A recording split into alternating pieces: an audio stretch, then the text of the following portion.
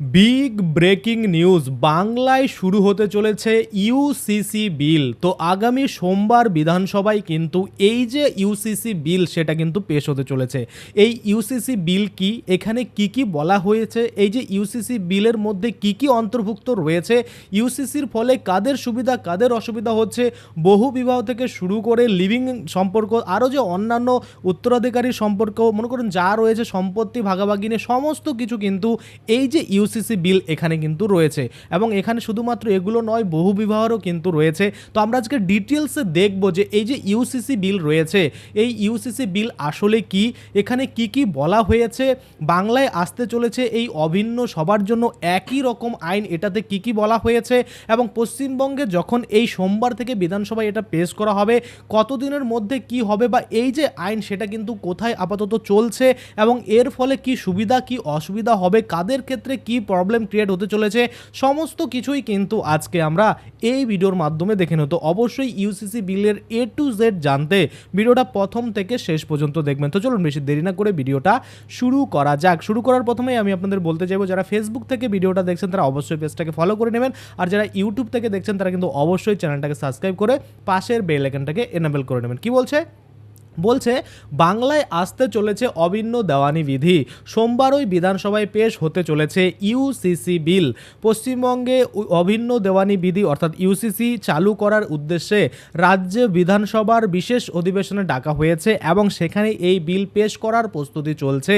উত্তরাখণ্ড, গুজরাট এবং আসামের মতো রাজ্যে এই আইন পাশ হওয়ার পর এবার বাংলার ধর্ম নির্বিশেষে বিবাহ বিচ্ছেদ, উত্তরাধিকার ও দত্তক গ্রহণের মতো বিশেষ সকলের জন্য একটি অভিন্ন আইন কার্যকর করার উদ্যোগ নেওয়া হয়েছে। ইউসিসি বা ইউনিফর্ম সিভিল কোড হলো এমন একটি আইন যা ভারতের সমস্ত নাগরিকদের জন্য তাদের ধর্ম, জাতি বা লিঙ্গ নির্বিশেষে একটি অভিন্ন ব্যক্তিগত আইন তৈরির প্রস্তাব দেয়। বর্তমানে বিভিন্ন সম্প্রদায়ের মানুষের ব্যক্তিগত বিষয় যেমন বিবাহ বিচ্ছেদ, সম্পত্তির উত্তরাধিকারী ইত্যাদি তাদের নিজস্ব ধর্মীয় শাস্ত্র বা পার্সোনাল ল অনুযায়ী কিন্তু পরিচালিত হতো। কিন্তু এই যে ইউসিসি বিল এটা যদি লাগু হয় সেক্ষেত্রে কিন্তু সবার জন্য অভিন্ন এই যে আইন সেটা কিন্তু থাকবে, বা এই যে নিয়ম সেটা কিন্তু থাকবে। কি বলা হচ্ছে যে সোমবার অর্থাৎ 29শে জুন বিধানসভায় পেশ হতে চলেছে ইউসিসি বিল। এখানে কি কি থাকবে, বিবাহ থাকবে, বিবাহ বিচ্ছেদ থাকবে, দত্তক থাকবে, তারপর সম্পত্তির উত্তরাধিকারীর বিষয়ে যে আইন সেটা থাকবে, তারপর লিভিংয়ে থাকা মানুষদের রেজিস্ট্রেশন বাধ্যতামূলক সেটা থাকবে, সকলের জন্য সমান অধিকার সেটা থাকবে, তপশিলি উপজাতি এসটিরা আইনের বাইরে কিনা সেটা থাকবে। আর এখানে কিন্তু বলছে যে তপশিলি উপজাতি যারা রয়েছে অর্থাৎ এসটি তারা কিন্তু আইনের বাইরে, এটাও কিন্তু বলছে। আচ্ছা, তারপরে যদি আমরা দেখি এই পশ্চিমবঙ্গে আসছে ইউসিসি বিল 2026, লিভ ইন সম্পর্ক ও ডিভোর্সের নিয়মে বড় পরিবর্তন কিন্তু ইঙ্গিত দিচ্ছে। কি বলছে, বিধানসভায় পেশ হতে চলেছে, বা বিধানসভায় কিন্তু এই যে প্রথমবারের মতো ইউসিসি বিল আসতে চলেছে, যেটা কিন্তু আগে আমরা দেখেছি অন্যান্য জায়গায় থাকতে, সেটা কিন্তু এবার পশ্চিমবাংলায় আসতে চলেছে। কি বলছে যে পশ্চিমবঙ্গে ইউনিফর্ম সিভিল কোড বিল 2026 আনার প্রস্তুতি প্রায় চূড়ান্ত। রাজ্য সরকার সাংবিধানিক প্রক্রিয়া মেনেই ইউসিসি কার্যকর করার পথে এগোচ্ছে বলে সূত্রের খবর।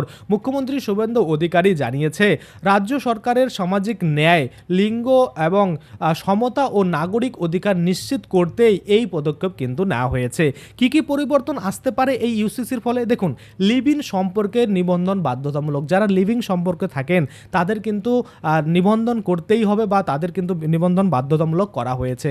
তারপর সন্তানের অধিকার নিশ্চিত, অর্থাৎ এখানে বলেছে বিবাহিত বা অবিবাহিত সম্পর্কের সন্তানের সমান অধিকার থাকবে, উত্তরাধিকার, শিক্ষা ও আরও যে অন্য কিছু রয়েছে ভরণ পোষণের ক্ষেত্রে, সমস্ত ক্ষেত্রেই কিন্তু বলা হচ্ছে।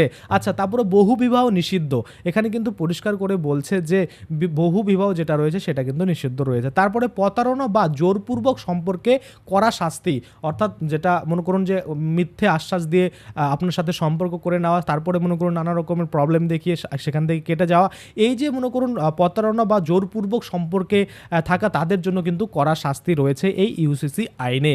তারপরে যদি আমরা দেখি ডিভোর্সের অভিন্ন নিয়ম, অর্থাৎ মুসলিমদের জন্য 3 তালাক বললে ডিভোর্স হয়ে যাচ্ছে, হিন্দুদের জন্য আলাদাভাবে আইন রয়েছে এমন কিন্তু নয়, প্রত্যেকের ক্ষেত্রে কিন্তু একই আইন থাকবে, একই নিয়ম থাকবে, সেটাই কিন্তু ইউসিসি বিলের মাধ্যমে বলা হচ্ছে। তারপরে কি বলছে, উত্তরাধিকার একক আইন, অর্থাৎ উত্তরাধিকারী যারা থাকবে সম্পত্তির বন্টনের ক্ষেত্রে সকলের কিন্তু একই ধরনের নিয়ম থাকবে, এই ধর্মের আলাদা ওই ধর্মের আলাদা এমনটা কিন্তু থাকবে না। তারপরে লিভ ইন সঙ্গীর অধিকার সুরক্ষিত করতে কিন্তু এই যে নিবন্ধন সেটাও করতে হবে বলা হচ্ছে। আচ্ছা, কেন এই ইউসিসি আইন দরকার বা কেন এই ইউসিসি করছে, দেখুন এখানে কি বলছে, ধর্মভিত্তিক বৈষম্য দূর করা, অর্থাৎ ধর্মের ভিত্তিতে নানা রকমের নিয়ম যে রয়েছে সেটাকে দূর করতে, একীকরণ করতে কিন্তু এই ইউনিফর্ম সিভিল কোড বা ইউসিসি যে নিয়ম বা আইন বা বিল সেটা কিন্তু আনতে চলেছে। আচ্ছা, নারী পুরুষের সমান অধিকার নিশ্চিত করতে কিন্তু এই আইন আনা হচ্ছে। সামাজিক আইন এবং সহজতা এবং সময় প্রতিষ্ঠা বা সময় যে বহুল একটা ব্যাপার থাকে, ধরুন একটা যে কোনো ধর্মের ক্ষেত্রে যদি আলাদা আলাদা নিয়ম থাকে সেটা কিন্তু একটা মনে করুন সামঞ্জস্য হচ্ছে না বা সকলের ক্ষেত্রে একই হচ্ছে না, একজনের ক্ষেত্রে এরকম আরেকজনের ক্ষেত্রে এরকম, সেই জন্য কিন্তু এইগুলো করা হচ্ছে বা এই যে ইউসিসি বিল সেটা আনা হচ্ছে যেন প্রত্যেক ধর্মের ব্যক্তির বৈষম্য দূর হয় বা একীকরণ কিন্তু করতে পারে। তারপরে আধুনিক এখানে আমরা দেখতে পাচ্ছি যে দেওয়ানি আইন প্রণয়ন করা, এবং আরও আমরা যদি দেখি যে রাজ্যগুলিতে বর্তমানে ইউসিসি আইন চলছে সেটা হচ্ছে উত্তরাখণ্ড, যেটা 2025 থেকে, গুজরাট এবং আসাম, সেখানেও কিন্তু 2025 থেকে এই যে ইউসিসি আইন সেটা কিন্তু চলছে। আচ্ছা, এখানে আমরা দেখতে পাচ্ছি উল্লেখ্য পশ্চিমবঙ্গে প্রস্তাবিত ইউসিসি বিল পূর্ণাঙ্গ খসড়া এখনও প্রকাশিত হয়নি। বিল বিধানসভায় পেশ হওয়ার পরেই কিন্তু চূড়ান্ত বিধান এবং নিয়ম কিন্তু স্পষ্ট থাকবে, যেটা কিন্তু আগামী সোমবার সেটা কিন্তু বিধানসভায় পেশ হতে চলেছে। যখনই পেশ হবে তখন কিন্তু একদম যে ড্রাফট নোটিফিকেশন, গ্যাজেট নোটিফিকেশন বেরোবে, তখন কিন্তু সেটা দিয়েও আমি আপনাদের আবারও ভিডিও বানিয়ে দেখাবো যে কি কি কিন্তু এই আইনের আওতায় আনা হয়েছে বা কোন কোন ক্ষেত্রে কিন্তু কড়া জোর দেওয়া হয়েছে। তারপরে আরও একটা জিনিস আপনারা যদি লক্ষ্য করেন সেটা হচ্ছে পশ্চিমবঙ্গে যে ইউসিসি আইন আসছে এখানে কিন্তু বিভিন্ন ধর্মের ব্যক্তিগত আইনে কি পরিবর্তন আসতে পারে সেটা যদি আমরা দেখি একবার, কি বলছে যে হিন্দু, মুসলিম, খ্রিস্টান, পার্সি ও উপজাতি সম্প্রদায়ের প্রচলিত আইন এবং প্রথার উপর সম্ভাব্য প্রভাব নিয়ে বিশ্লেষণ, এখানে কিন্তু পরিষ্কার করে বলছে। অর্থাৎ ইউসিসি যে আইন বা বিল রয়েছে এর মূল লক্ষ্য যদি আমরা দেখি, সকল ধর্মের মানুষদের জন্য একটি অভিন্ন দেওয়ানি আইন কিন্তু থাকবে। বিবাহ, তালাক, ভরণ পোষণ, উত্তরাধিকার বা দত্তক গ্রহণের ক্ষেত্রে প্রত্যেকের ক্ষেত্রে কিন্তু এখানে একই নিয়ম থাকবে। তারপরে যদি আমরা দেখি নারী পুরুষের সমান অধিকার, যেটা আমি আপনাদের একটু আগে বললাম, তারপরে সামাজিক ন্যায় ও আইন সরলতা প্রতিষ্ঠা করা কিন্তু এই ইউসিসি আইনের মূল লক্ষ্য রয়েছে। এখানে যদি আমরা দেখি যেমন হিন্দু সম্প্রদায় রয়েছে, মুসলিম সম্প্রদায় রয়েছে, খ্রিস্টান সম্প্রদায় রয়েছে, পার্সি সম্প্রদায় রয়েছে, উপজাতীয় কিছু মানুষ রয়েছে, তাদের ক্ষেত্রে সকলের ক্ষেত্রেই কিন্তু এই আইন প্রযোজ্য বা একই রকম কিন্তু থাকবে। আচ্ছা, তাহলে আমরা একটু যদি ডিটেলসে যাই, সেটা হচ্ছে এই যে পশ্চিমবঙ্গে শীঘ্রই যে ইউসিসি আইন শুরু করা হচ্ছে এটা কেন, দেখুন জানুন এই ইউসিসি এবং এই যে ইউসিসি আইন রয়েছে এবং আপনার জীবনে এটা কি কি পরিবর্তন আনতে পারে। আপনার প্রথমত জানুন যে এই যে ইউসিসি রয়েছে এটা হচ্ছে সবার জন্য একই রকম, মনে করুন একই রকম আইন মনে করুন আইনের চোখে সবাই সমান। এই ইউসিসির মাধ্যমে এটাই বোঝানো হচ্ছে যে আপনি যে ধর্ম থেকে বিলং করুন না কেন, এই যে এতগুলো নিয়মের কথা বলা হচ্ছে সেক্ষেত্রে প্রত্যেকের ক্ষেত্রে একই নিয়ম থাকবে। আপনি মুসলিম বলে আপনার ক্ষেত্রে অন্যরকম ডিভোর্সের নিয়ম থাকবে, আপনি হিন্দু বলে আপনার ক্ষেত্রে ডিভোর্সের অন্যরকম নিয়ম থাকবে, এইরকম কিন্তু নয়। এই ইউসিসি আইনের মাধ্যমে একীকরণ কিন্তু করা হচ্ছে। কি বলছে ইউসিসি কি, দেখুন ইউসিসির পূর্ণাঙ্গ অর্থ হলো, আমরা যদি দেখি এটার অর্থ হলো ইউনিফর্ম সিভিল কোড, এখানে কিন্তু বলা হয়েছে। তারপরে অর্থাৎ ধর্ম, জাতি, সম্প্রদায় নির্বিশেষে সকল ভারতীয় নাগরিকের জন্য বিবাহ বিচ্ছেদ, উত্তরাধিকার, দত্তক গ্রহণ, সম্পত্তি বন্টনের মতো ব্যক্তিগত বিষয়ে একটি সমান দেওয়ানি আইন কিন্তু থাকবে, যেটাকে ইউসিসি বলা হচ্ছে। আচ্ছা, কোন কোন ক্ষেত্রে প্রযোজ্য হবে আমরা যদি দেখি, বিবাহ এবং বিবাহ বিচ্ছেদ, উত্তরাধিকারী ও সম্পত্তি বন্টন এবং দত্তক গ্রহণ এবং গার্জিয়ানশিপ ও অভিভাবকত্ব এবং রক্ষণাবেক্ষণ ও ভরণ পোষণের ক্ষেত্রে এই আইন কিন্তু প্রযোজ্য হবে। লক্ষ্য কি রয়েছে, সবার জন্য সমান অধিকার নিশ্চিত করা এবং লিঙ্গ বৈষম্য দূর করা কিন্তু এই যে ইউসিসি আইন রয়েছে এটার মূল উদ্দেশ্য। আচ্ছা, কেন গুরুত্বপূর্ণ এই আইন আমরা যদি দেখি, সর্বধর্মের নারীর সমান অধিকার কিন্তু নিশ্চিত করতে এই আইন কিন্তু রয়েছে। আচ্ছা, তারপরে বিচার প্রক্রিয়া হবে সহজ এবং একরূপ, ব্যক্তিগত আইনের জটিলতা কমবে, সংবিধানের 44 নং অনুচ্ছেদের নির্দেশিকায় কিন্তু প্রতিফলিত হবে, এটাও কিন্তু বলছে। আচ্ছা, সমর্থকদের কিছু দাবি রয়েছে কি, সেটা হচ্ছে এটি আধুনিক, প্রগতিশীল ও সংবিধান সম্মত পদক্ষেপ, সামাজিক ন্যায় ও সমতার পথে একটি বড় পদক্ষেপ। এবার এখানে কিছু বিরোধীও থাকবে, আমরা দেখি যে কোনো আইনের ক্ষেত্রে, সে আপনি সিএএ বলুন বা অন্য যে কোনো বলুন না কেন, প্রত্যেকটা আইনের ক্ষেত্রে বিরোধী তো থাকবে, তাই না? তো বিরোধীদের আশঙ্কা কি বলছে, যে সংখ্যালঘুদের ব্যক্তিগত আইনের উপর আঘাত আসতে পারে।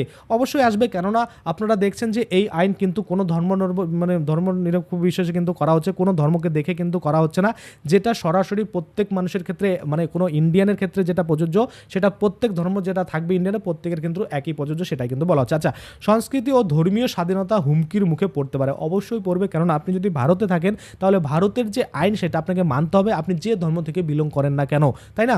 আচ্ছা, তারপরে যদি আমরা দেখি আপনার মতামত কি, আপনার কি মনে হয় ইউসিসি আইন নিয়ে আপনি সমর্থন করেন কি করেন না, অবশ্যই কমেন্টে কিন্তু আপনি জানাবেন।